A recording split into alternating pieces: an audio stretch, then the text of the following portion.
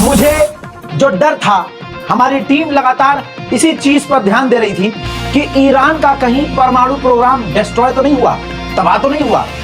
पिछले 3 दिन से अपडेट हम आपको दे रहे हैं, अल्हम्दुलिल्लाह एक भी जानकारी आपको गलत नहीं दी गई है। अब सुनिए एक और सटीक जानकारी।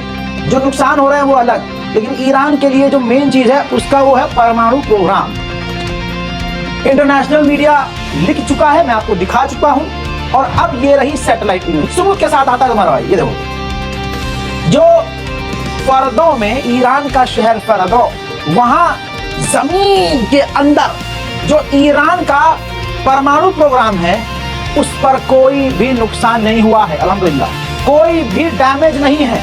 देखिए, जो एजेंसियां सैटेलाइट इमेज प्रोवाइड करती हैं उनका भी ये मानना है कि ईरान को नुकसान नहीं हुआ है। वहीं एक्सपर्ट भी अब ये कह रहे हैं, दुनिया भर के अखबार अब ये लिख रहे हैं, कह रहे हैं कि ईरान की फॉर्दो न्यूक्लियर पावर प्लांट को इजराइल तबाह कर ही नहीं सकता। अल्लाह अकबर। सोचिए, ये ताकत ईरान की नहीं है, ये अल्लाह ने ईरान को ताकत दी है, ये याद रखिएगा, समझे। तो इतने तबाही वाले हमले करने के बाद भी ईरान ने पहले कह दिया था कि हमारे परमाणु प्रोग्राम, जो मेन परमाणु प्रोग्राम है हमारा, उसको तुम तबाह कर ही नहीं सकते, वो तुम्हारी सोच से भी ज्यादा गहराई में है। अब उसको तबाह सिर्फ अमेरिका का एक बॉम्बर कर सकता है, B-52 बॉम्बर। और इसका मतलब यह है कि इजराइल को, अमेरिका को इस जंग में घसीटना पड़ेगा। और अगर अमेरिका इस जंग में कूदा तो पूरा मिडिल ईस्ट जलेगा। लीजिए, डबल कंफर्म कर दूं, IAEA के चीफ, ये जो IAEA संगठन है वो दुनिया भर के परमाणु प्रोग्राम पर नजर रखता है।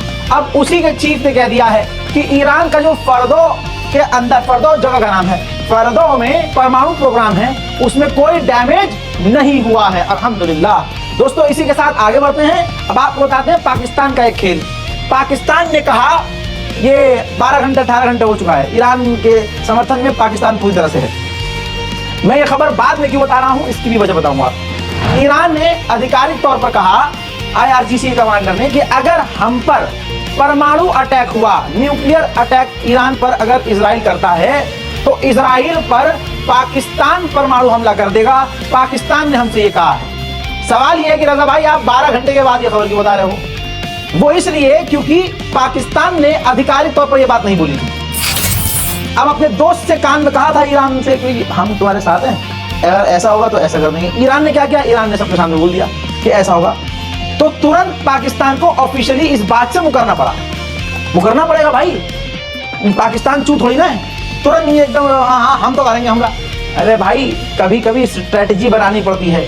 हड़बड़ी में IRGC के कमांडर ने बोल दिया कि अगर हम पर यह हुआ तो हमारी मदद के लिए ये आएगा। तो पाकिस्तान को मना करना पड़ा कि नहीं ऐसा हमारा कोई मतलब ही नहीं था।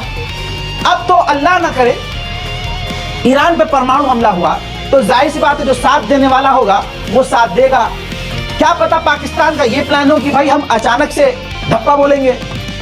अब पाकिस्तान पहले थोड़ी ना, हाँ जी हम मारेंगे परमाणु तुम पे आओ, हम मारेंगे। अरे भाई, इजराइल क्या करता है, कहीं बताता है? नहीं हो सकता है पाकिस्तान का भाई ये प्लान हो कि हम नहीं बताएंगे। ईरान के प्रेसिडेंट ने फिर रिपीट किया है कि हमने हमला नहीं किया इजराइल पर, हम सिर्फ अपना जवाबी कार्रवाई कर रहे हैं और अपने आप को बचा रहे हैं। और जिस मुद्दे पर किया है वो मुद्दा ही नहीं है, क्योंकि हमें हमारे सुप्रीम लीडर ने फतवा दिया हुआ है कि हम परमाणु नहीं बना सकते, तो हम परमाणु बना ही नहीं रहे थे। तो ये सब कुछ अमेरिका और इजराइल ने जबरदस्ती जंग हम पर थोपी है। इजराइल के कल के हमले में वाटर पाइपलाइन जो फटा था उससे ईरान को मोटा नुकसान हुआ था और ऐसा लग रहा था कि ईरान को पानी की किल्लत होगी और वेस्टर्न मीडिया यही चीख रहा था, लेकिन हुआ उसका उल्टा। तस्वीर आपके सामने, ईरान तेजी से अपनी उस गैस पाइपलाइन को ठीक करने में लगा हुआ है और लगभग उसने ठीक भी कर ली है। अगली बड़ी खबर यह है, ये तस्वीर देखिए, ईरान ने अपनी ही सरजमीन से मूसाद के रॉकेट लॉन्चर्स जो हैं, जो कहते हैं स्पाइक एंटी टैंक मिसाइल, उसको रिकवर किया है, जो कंधे पर रखकर या जमीन पर जैसी ट्राइपॉड जैसी चीज पर लगाकर फायर किया जाता है। तो 70% जो हमले हुए हैं ऐसे ही हथियारों से हुए हैं ईरान पर। सामने से इजराइल नहीं लड़ रहा है, धोखे से लड़ रहा है और अब मूसाद पर ज्यादा एक्टिव हो गया है ईरान। खबर ये भी आ रही है कि इजरायली मूसाद के आतंकवादी को कल और परसों ईरान ने पकड़ा, उनमें से कईयों को फांसी पर भी लटका दिया है। ईरान बिल्कुल कॉम्प्रोमाइज नहीं कर रहा है। फिलहाल ये ब्रेकिंग न्यूज में इतना ही, लौट के आ रहा हूँ थोड़ी देर में और बड़ी जानकारी के साथ, तब तक के लिए जय हिंद।